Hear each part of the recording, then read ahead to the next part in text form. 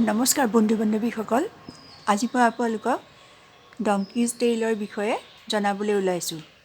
ই এজোপা চেকুলেণ্ট। ইয়াৰ পাতবিলাকত ভৰপূৰ পানী জমা হৈ থাকে। এই গছজোপা দেখিছেনে কিমান সুন্দৰ? ওপৰৰ পৰা তললৈ ইমান দীঘলকৈ তললৈ নামি আহিছে, যেনে এটা নিজৰ আহে। এই গছজোপা লগোৱা মোৰ প্ৰায় আজি 2 বছৰমানেই হ'ল। মই আজি আপোনালোকক ডংকিজ টেইলৰ বিষয়ে সকলোখিনি জনাম।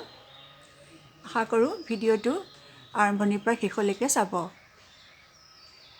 ডংকিজ টেইলৰ মাটি প্ৰস্তুত কৰিবলৈ হ'লে 4 ভাগৰ 1 ভাগ মাটি, 1 ভাগ বালি, 1 ভাগ ভাৰ্মি কম্প'জ, লগতে অলপ কোকোপিট দিলেই হ'ব।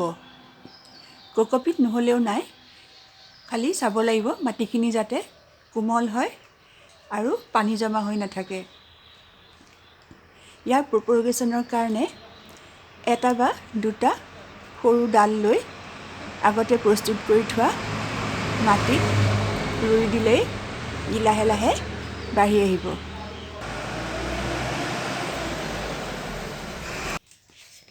বিশেষকৈ এই গছজোপা হেঙিং টাবত লগালেই দেখিবলৈ সুন্দৰ হয়, লগতে ওলমিবলৈ গছজোপাই সুবিধা পায়।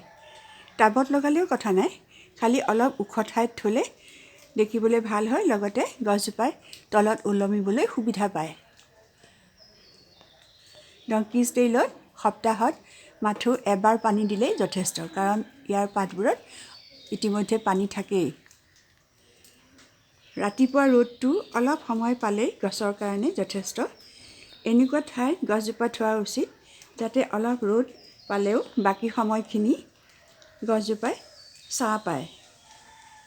অলপ ৰ'দেই ডংকিজ টেইলৰ কাৰণে যথেষ্ট। বেছি ৰ'দ পালে গছজোপাৰ পাতবোৰ নষ্ট হ'ব পাৰে। ডংকিজ টেইলৰ বিষয়ে আজিলৈ ইমানেই। সকলোৱে নিজৰ ঘৰখনত এই গছজোপা লগাই ঘৰখন শুৱনি কৰি থ'ব পাৰে। ই এজোপা চেকুলেণ্ট। লগতে মোৰ চেনেলটো লাইক, শ্বেয়াৰ আৰু ছাবস্ক্ৰাইব কৰিব বুলি আশা কৰিলোঁ। নমস্কাৰ।